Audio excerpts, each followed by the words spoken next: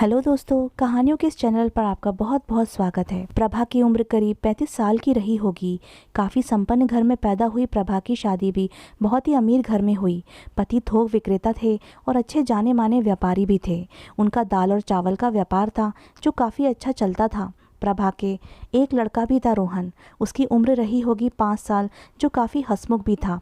प्रभा की शादी के 5 साल के बाद पैदा हुआ रोहन सभी का चहेता था। प्रभा के घर में उनके साथ उनकी देवरानी भी रहती थी, आशा। आशा अपनी जेठानी को काफ़ी इज्जत देती थी और उनसे बिना पूछे कोई काम न करती और ना ही कभी घर के निर्णय लेती। वो अपनी जेठानी जी को हमेशा ही आगे रखकर काम करती। दोनों ही साथ में रहती और दोनों भाई साथ में व्यापार करते थे। घर में पुरानी बाई जो काम करने आती थी, उसकी तबीयत बहुत दिनों तक सही नहीं हुई और वो नहीं आई तो दूसरी बाई का इंतज़ाम कर लिया गया। हालांकि वो भी कई साल पहले काम कर चुकी थी, इसलिए कोई परेशानी भी नहीं थी। प्रभा, देखो मीनू, तुम पहले भी काम कर चुकी हो तो तुम्हें बताने की ज़रूरत नहीं, तुम्हें सब पता ही है। और हाँ, तुम मुझे दिखी भी नहीं कभी। 4-5 साल हो गए, कहाँ थी तुम? प्रभा ने मीनू से बातें की। मीनू, दीदी मैं अपने भाई के यहाँ चली गई थी, वहीं रह रही थी। क्या करती, मेरा है ही कौन? मीनू का पति इस दुनिया में नहीं था और अब वो अकेली ही थी। लगभग 3 दिन के बाद आशा ने मीनू की कुछ हरकतों पर विचार किया और उसे देखा। वो कुछ सामान्य हरकतें नहीं थीं, जैसे वो झाड़ू लगाते हुए 4-5 कदम पीछे हट जाती और फिर आगे। एक दिन उसने उल्टा झाड़ू करके फर्श पर कुछ लिखने की कोशिश की तो आशा ने अपनी जेठानी प्रभा को बताया। प्रभा ने भी कुछ विचित्र हरकतें और उसके शरीर के हाव भाव देखते हुए उससे पूछा, ये तू क्या करती रहती है? तेरे नाखून भी बढ़ गए हैं और कमरों के कोनों में जाकर क्या घुसपुस करती है? नहीं दीदी, कुछ नहीं, मेरे भाई ने बताया है कि ऐसे करने से घर में तरक्की होती है और वो जानते भी हैं। लोग उनसे कई परेशानियों को लेकर आते हैं और उनके उपचार से बहुतों को फ़ायदा हुआ है। प्रभा, तू ये सब यहाँ पर मत कर, अगर काम करना है तो कर वरना मत कर। और प्रभा ने उसे डांट दिया। आशा ने फिर अगले दिन देखा, उसने प्रभा दीदी के झड़े हुए बालों को अपने पल्लू में बांधा और चली गई। इससे पहले कि वह कुछ कर पाती, मीनू घर से जा चुकी थी और आशा काफ़ी डर गई और उसने अपनी जेठानी प्रभा को सब बता दिया कि किस तरह वो उनके झड़े हुए बालों को अपने पल्लू में बांध कर ले गई। प्रभा कुछ डरे सहमे बिना ही कह उठी, आने दे उसे, मैं उसे देखती हूँ, कल उसका हिसाब कर ही दूंगी। और अपनी देवरानी से ऐसा बोलकर उसे भी तसल्ली देकर आराम करने को कहा। प्रभा ने आशा के डर को तो भगा दिया, पर मन में एक बात ज़रूर घर कर गई कि ये मेरे बालों को क्यों लेकर गई? क्या मैंने इसे डांट दिया? पर यह मेरे बालों का कर क्या लेगी? ऐसे ही विचार प्रभा के मन में आ रहे थे और वो सारी रात चैन से सो भी नहीं पाई। अगले दिन सुबह मीनू आई और घर के काम में लग गई। आशा ने काफ़ी इशारा किया कि वो कुछ पूछे कि कल बालों को बांधकर क्यों ले गई, पर प्रभा ने उस पर ध्यान नहीं दिया। प्रभा के व्यवहार में मीनू के प्रति कुछ परिवर्तन आया देखकर जब आशा से रहा नहीं गया तो उसने खुद ही पूछा, कल दीदी के बालों को अपने पल्लू में बांधकर क्यों रख रही थी? मैंने तुम्हें देखा, क्या किया तुमने उन बालों का? मीनू, कुछ नहीं दीदी, वो तो मैंने बाहर ही फेंक दिए थे। आशा, झूठ तो नहीं बोल रही? मीनू, नहीं दीदी, सच में, मैं क्यों झूठ बोलूँगी?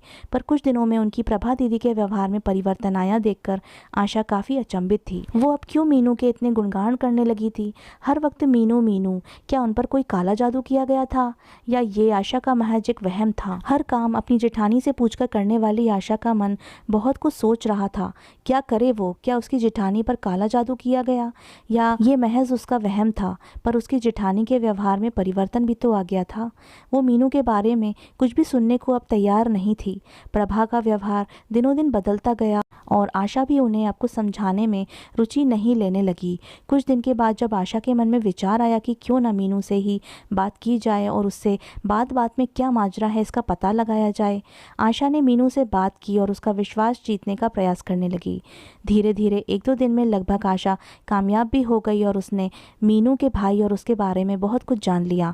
सबसे बड़ी बात उससे ये एक आश्चर्यजनक पता चली जिसने उसके और उसकी जेठानी के बीच रिश्तों को तार-तार कर दिया। पर क्या ये बात सही थी या उसके पीछे कोई और बात थी? जानने के लिए आशा ने मौके की तलाश की और वो मौका उसे मिल गया जब प्रभा बाजार गई हुई थी। आशा ने मीनू से और बात की, पर मीनू ने आशा से कुछ पैसे लेने का इशारा किया और पैसों की ज़रूरत है ऐसी मांग की। आशा अब समझ चुकी थी कि ये बिना पैसे के कुछ भी नहीं बताएगी और फिर आशा ने उसे 5,000 रुपये दे दिए और उससे कहा, तुम रख लो, तुम्हें काम आएंगे। बाजार गई हुई प्रभा के न होने पर मीनू ने बताया, छोटी दीदी, अगर आप बड़ी दीदी को कुछ ना बताएंगी तभी मैं बताऊंगी। आप कसम खाओ, अगर आप बताओगी तो फिर मैं कभी कोई बात आपको नहीं बताऊंगी। आशा, मैं नहीं बताऊंगी, तू सब सच बता। मीनू, दीदी मैं बहुत पहले से ही बड़ी दीदी को जानती हूँ। जब उन्हें कोई संतान नहीं हो रही थी तो उन्होंने मुझे ही बताया और मैंने अपने भाई की मदद से काले जादू से उनकी गोद भरवाई। और तो और बड़े साहब के धंधे में भी मैंने मदद करवाई। मैंने उनकी बहुत मदद की है काले जादू से। आशा, काला जादू मतलब जादू टोना, ये सब होता है क्या? मैं इन सब पर भरोसा नहीं करती। ये सब पागल बनाने के काम हैं। हमें अपने भगवान पर भरोसा करना चाहिए बस। काले जादू से कुछ नहीं होता। मीनू बोली, दीदी काला जादू होता है। ये सब अगर नहीं होता तो आपकी बड़ी दीदी की गोद आज खाली ही रहती। आज आपके घर में इतनी खुशियाँ मेरे काले जादू से ही आई हैं। जब 5 साल तक बड़ी दीदी के बच्चे नहीं हुए तो मैं ही उनको लेकर आई थी अपने भाई के यहाँ, तभी उनके लड़का हुआ, नहीं तो वो अभी तक बांझ ही रहती। आशा, चुप कर, पागल हो गई है क्या? मैं कुछ नहीं कह रही तो तू क्या बोलती ही जा रही है? और आशा ने गुस्से में उसे डांट दिया। वह समझ गई कि आशा दीदी को गुस्सा आ गया। वह बोली, दीदी ये बात आप बड़ी दीदी से पूछना भी मत, नहीं तो वो आपसे ही नाराज होंगी। वो मुझे कुछ नहीं कहेंगी। मीनू तो चली गई पर आशा के दिमाग में बस वही सब घूम रहा था जो मीनू ने उससे कहा था। आज जैसे आशा के मन में बिजली सी कौन गई।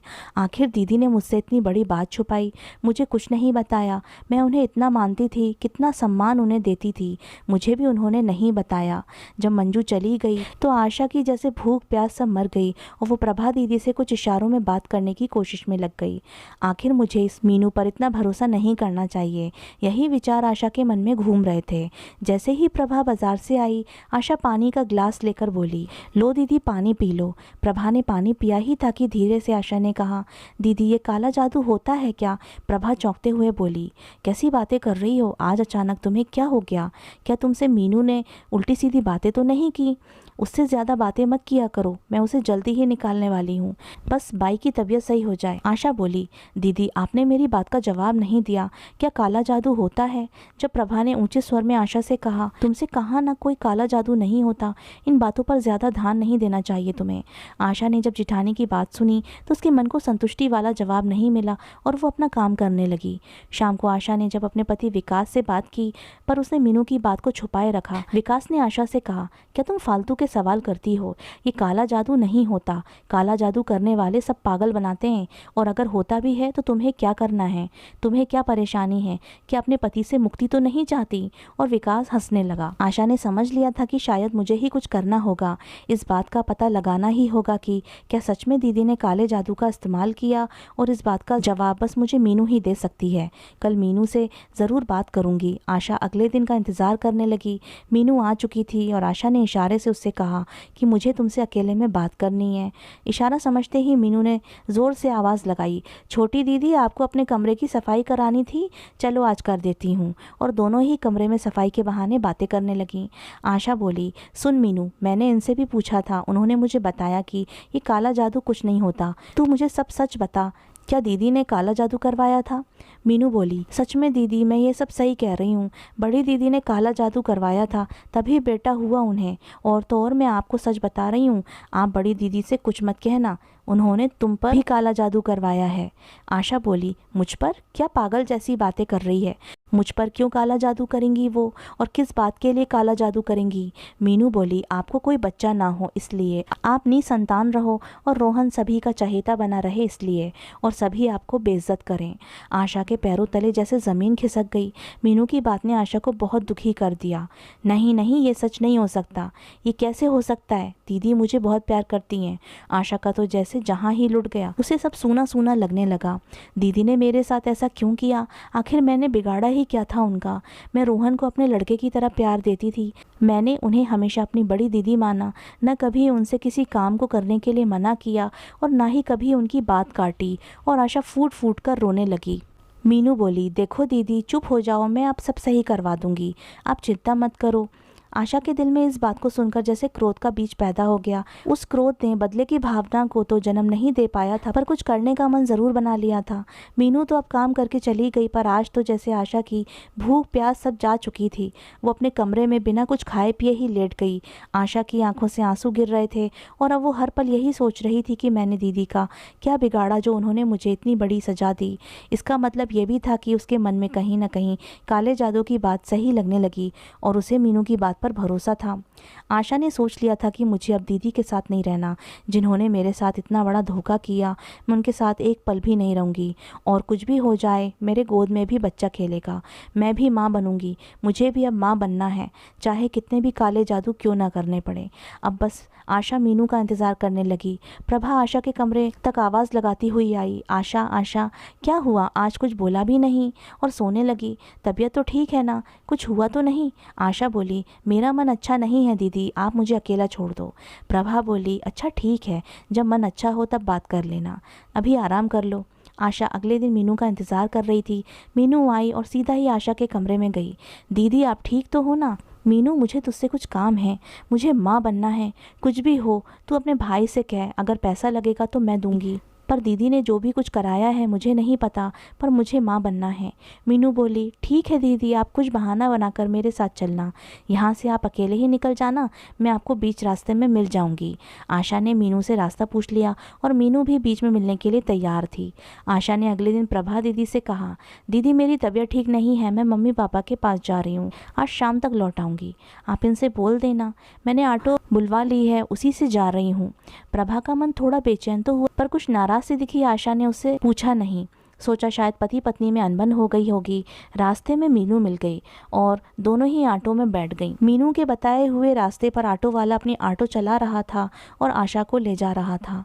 शहर से दूर निकलकर वह एक छोटे से मकान में जाकर पहुंचे। यह मकान एक खंडर था जो शहर से दूर एक पहाड़ी पर था। मीनू ने ऑटो वाले को उससे पहले ही रुकने को कहा और मीनू ने उस ऑटो वाले को 1 घंटे रुकने को कहा। उससे कहा कि हम साथ में ही चलेंगे, बस थोड़ी देर यहीं इंतज़ार करना। मीनू और आशा दोनों ही उस खंडर रूपी मकान में गईं। आशा ने देखा वो मकान अंदर से सही लग रहा था। उस मकान के अंदर एक कमरा था जिसमें एक सज्जन जो बाबा का रूप लिए बैठे थे आशा को देखकर अचानक ही बोले, आ जाओ आशा देवी। आशा काफ़ी डर गई, पर मनु ने उसे आश्वासन दिया कि डरने की ज़रूरत नहीं, यही मेरे भाई हैं। फिर आशा थोड़ी मन को शांत करती हुई उसके पास गई। उस बाबा ने जो मीनू का भाई था आशा को भभूति दी और उस भभूति को सर पर लगाने को कहा। जब आशा ने उसे सर पर लगाया तो बाबा ज़ोर ज़ोर से कांपने लगा और उसने बताया कि उस पर जो काला जादू किया गया है वो उतर गया है, पर उसे 2 दिन बाद आना होगा। वो 2 दिन पूजा करेगा और पूजा के लिए कुछ सामग्री की ज़रूरत होगी, उसके लिए उसे कुछ पैसे देने होंगे। आशा ने तुरंत ही बाबा को हामी भर दी। कितने पैसे देने हैं? मैं देती हूँ। बाबा ने आशा से 2000 रुपये लिए और उसे 2 दिन के बाद आने को कहा और जल्द से जल्द वो गर्भवती हो जाएगी, ऐसा आश्वासन दिया। आशा काफ़ी खुश थी। बाबा ने आशा को अपनी जिठानी से अलग होने के लिए भी कहा ताकि वो कोई और चाल ना चले। आशा भी अब काले जादू पर भरोसा कर चुकी थी और उसने अपनी जिठानी से अलग होने की हामी भर दी। मीनू ने भी आशा को विश्वास दिलाया कि वो अब जल्द से जल्द माँ बन जाएगी, उसकी गोद में जल्द ही एक प्यारा सा बच्चा होगा। आशा तो जैसे फूली नहीं समा रही थी। आशा को पूरा भरोसा था कि अब वो माँ बन जाएगी। दोनों ऑटो में बैठकर घर वापस आ गईं। शाम को आते ही आशा ने अपने अलग होने की बात अपने पति को बताई। विकास ने काफ़ी समझाया, तुम पागल हो गई हो क्या? भैया और भाभी से अलग होकर मैं सोच भी नहीं सकता। आखिर क्या बिगाड़ा है तुम्हारा उन्होंने? कितने प्यार से हम सब रह रहे हैं, क्या बात हो गई जो तुम इतना बड़ा निर्णय लेना चाहती हो? आशा बोली, अगर मुझे ज़िंदा देखना चाहते हो तो आप अलग हो जाओ, वरना मैं आत्महत्या कर लूँगी। आशा ने जब इतना कह दिया तो विकास समझ गया कि कोई ना कोई बात तो है जो ये मुझसे छिपा रही है। बात बड़े भैया को पता चली। अपने घर में सबसे बड़े होने के नाते उन्हें अपने छोटों की हर खुशी का ख्याल रखना था और उन्हें भी आशा के सामने झुकना ही पड़ा और सभी आशा की ज़िद के आगे हार गए। प्रभा ने आशा से कहा, देखो आशा, मैंने तुम्हें हमेशा अपनी छोटी बहन की तरह ही सोचा है, मुझे कुछ तो बताओ, आखिर क्या बात हो गई है, शायद मैं हल निकाल सकूं इसका। पर आशा ने प्रभा को कुछ नहीं बताया, बस इतना ही बोला, आशा दीदी क्या आप मुझे माँ बनते देखना चाहती हैं? प्रभा, अरे ये तो मेरे लिए खुशी की बात है, पर ये तुम क्यों पूछ रही हो? आशा बोली, अगर आप मुझे माँ बनते देखना चाहती हैं तो आप मुझसे अलग हो जाओ। प्रभा ने बोला, देखो आशा, मुझे कोई परेशानी नहीं है, पर तुम भी ऐसा कदम मत उठाना जिससे तुम्हें बाद में पछताना पड़े। रात में बहुत कुछ हो जाने के कारण किसी ने भी खाना नहीं खाया। घर में काफ़ी कलह का वातावरण हो चुका था। सुबह आशा और मीनू मिली। जैसे ही मीनू को इस बात का पता चला वो आशा से खुश होने लगी। अगले दिन आशा बिना किसी को बताए ऑटो में बैठकर मीनू के साथ मीनू के भाई यानी कि काला जादू करने वाले बाबा के पास पहुंच गई। सबसे पहले मीनू ने आशा को मकान के बाहर ही रुकने के लिए कहा और उसे बाबा से मिलकर बात करने के बाद मिलाने को इंतजार करने को कहा। आशा वहीं मकान के बाहर ही मुख्य दरवाजे पर रुक गई। मीनू जब बाबा से मिली तो मीनू ने बाबा को इशारा करके कहा आशा आ गई है और वो बाहर खड़ी है। दोनों तालियां बजा बजा कर हंसने लगे और अपने काले जादू की बड़ाइयां करने लगे। दोनों अपनी अपनी बड़ाई अपने मुंह से कर रहे थे। फिर बाबा ने अपना प्लान बताया कि जैसे ही आशा आएगी इस धुएं से वो हल्की सी बेहोश हो जाएगी और फिर वो आशा के साथ दुराचार करेगा। वो उसे दवा भी खिला देगा, उसे कुछ भी पता नहीं चलेगा। बाबा ने आशा को कई और प्लान बताए और फिर दोनों हंसने लगे। कुछ देर के बाद जब मीनू आई तो आशा से बोली अब चलो, बाबा इंतजार कर रहे हैं। आशा को शायद इस बात का तनिक भी आभास नहीं था कि उसके साथ क्या होने वाला है। जिस मीनू पर उसने इतना भरोसा किया आज वही उसके दामन में दाग लगाने वाली है। अपने घर वालों से इस कदर लड़ाई की कि इन काले जादू की फरेबियों पर जो सौदागर हैं झूठ और फरेब के जो पैदा होते हम और आप लोगों की गलतियों से हैं। आशा धीरे धीरे चलने लगी। कहीं ना कहीं उसे लग रहा था कि क्या वो कुछ गलत तो नहीं कर रही। बिना अपने पति को बताए बिना किसी की सलाह लिए उसने इतना बड़ा कदम उठा लिया था। जैसे ही वो बाबा के पास गई और बाबा ने उसे वहीं आग से बने हुए हवन कुंड के पास बिठा दिया और कुछ पदार्थ उस हवन कुंड में डाला। आशा को बेहोशी आने लगी और वो धीरे धीरे बेहोश होने लगी। मीनू और बाबा उसे कमरे में ले गए और वहशी दरिंदा बाबा आशा के पास आ गया। बाबा आशा के नजदीक आ चुका था और वो आशा को अपने आगोश में लेने वाला ही था कि पीछे से उसके सर पर लकड़ी के बड़े लट्ठे के आघात ने उसके सर को लहू लुहान कर दिया। उसने पीछे मुड़कर देखा तो आशा की जेठानी प्रभा खड़ी हुई थी। उसने प्रभा के रूप को देखकर साक्षात माँ दुर्गा का दर्शन किया। उसे उस वक्त प्रभा चंडी माँ के रूप में दिखाई दी जो उस पर लकड़ी के लठ से प्रहार कर रही थी। प्रभा ने उस छल कपटी पाखंडी बाबा पर जमकर लठ बरसाए। प्रभा बोली तू क्या समझ रहा था, तू मेरी छोटी बहन के साथ भी इस तरह की हरकत करेगा और मैं चुप रहूंगी। लठ का वार इस कदर तेज था कि बाबा की एक टांग की हड्डी से कड़ाक की आवाज आई और उसकी टांग टूट गई। प्रभा का गुस्सा इतना तेज था कि वो शांत होने का नाम ही नहीं ले रही थी। आशा को होश आया तो उसने देखा कि उसके कपड़े अस्त व्यस्त थे। आशा ये सब देखकर काफ़ी घबरा गई और उसने देखा कि प्रभा अभी उस पाखंडी बाबा की सुटाई कर रही थी। आशा ने अपने वस्त्रों को सही से पहना और अपने किए हुए इस कर्म पर उसे बहुत पछतावा हो रहा था। बाबा की हालत खराब हो गई और आशा ने प्रभा को रोका। आशा अपनी दीदी के गले लगकर रो रही थी और प्रभा उसे सांत्वना दे रही थी। मीनू जब उस ऑटो वाले से आगे की कार्य योजना तैयार करके लौट कर आई तो दोनों को एक साथ देखकर उसकी हालत पतली हो गई और पुलिस भी उसी क्षण आ गई। पुलिस को इत्तला प्रभा ने ही किया और उसके ठिकाने का पता भी प्रभा ने बता दिया था। बाबा, मीनू और ऑटो वाले को पुलिस ने पकड़ लिया। तीनों एक साथ मिले हुए थे और इस प्रकार की घटनाओं को अंजाम देते थे। पुलिस की सख्त कार्यवाही में मीनू ने बताया बाबा उसका भाई नहीं था, उसका पति था जो इस प्रकार की वारदात को अपनी पत्नी के साथ मिलकर किया करते थे। बाबा पर दुराचार और धोखे आदि के मुकदमे दर्ज थे। प्रभा ने पुलिस को पूरी बात बताई कि किस प्रकार से वो मीनू को जानती है। प्रभा ने कहा मेरा संपर्क मीनू से 5 साल पहले हुआ जब वो हमारे यहाँ बाई का काम करती थी और बच्चों के लिए परेशान प्रभा ने उसे बताया तो उसने इसी बाबा का पता बताया और इन दोनों के द्वारा ही वो दुराचार का शिकार हुई। हाँ, उसके साथ भी दुराचार हुआ था पर बेइज्जती के डर से उसने ये बात किसी को नहीं बताई और उस हादसे के बाद वो कभी भी इस चक्कर में नहीं पड़ी और कुछ महीने के बाद ईश्वर की कृपा से ही गर्भवती हुई। मीनू उसे ब्लैकमेल कर रही थी। उसके घर में काम तो करती थी पर उसके साथ दुराचार की बात भी सबके सामने लाने की धमकी देती थी, इसलिए वो उससे कुछ भी नहीं कह पाई। पुलिस ने एक संपन्न घर की बात होने के कारण प्रभा का नाम गुप्त ही रखा। पुलिस ने इस मामले में और सख्ती दिखाई और बाबा से पता चला कि उसने 6 महिलाओं के साथ दुराचार और करीब 10 महिलाओं के साथ 400 BC ब्लैकमेल करने का काम किया है। बाबा को उम्र कैद और मीनू को उसकी मदद करने के लिए और उसका इस काम में साथ देने के लिए 4 साल की कैद हुई। अक्सर महिला ही महिला की सबसे बड़ी दुश्मन और एक महिला ही महिला की सबसे बड़ी दोस्त हो सकती है।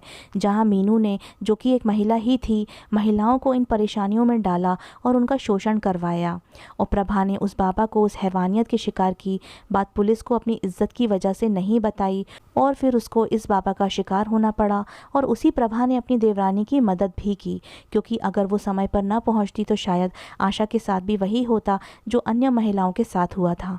इस कहानी को सुनाने का मेरा उद्देश्य यही था कि काला जादू, तंत्र टोटके आदि पर भरोसा न करें। हो सकता है कि ये सब सही भी हो, पर आजकल इसका गलत इस्तेमाल और इसके नाम पर झूठ फरेब का धंधा भी बहुत चल रहा है और महिलाएं ही महिलाओं की दुश्मन होती जा रही हैं, क्योंकि बिना महिला के शामिल हुए ऐसे धंधे नहीं हो सकते हैं। तो दोस्तों, कैसी लगी आपको हमारी ये कहानी, हमें कमेंट सेक्शन में ज़रूर बताइएगा और हमारे चैनल को सब्सक्राइब करना और अपने दोस्तों के साथ शेयर करना ना भूलिएगा।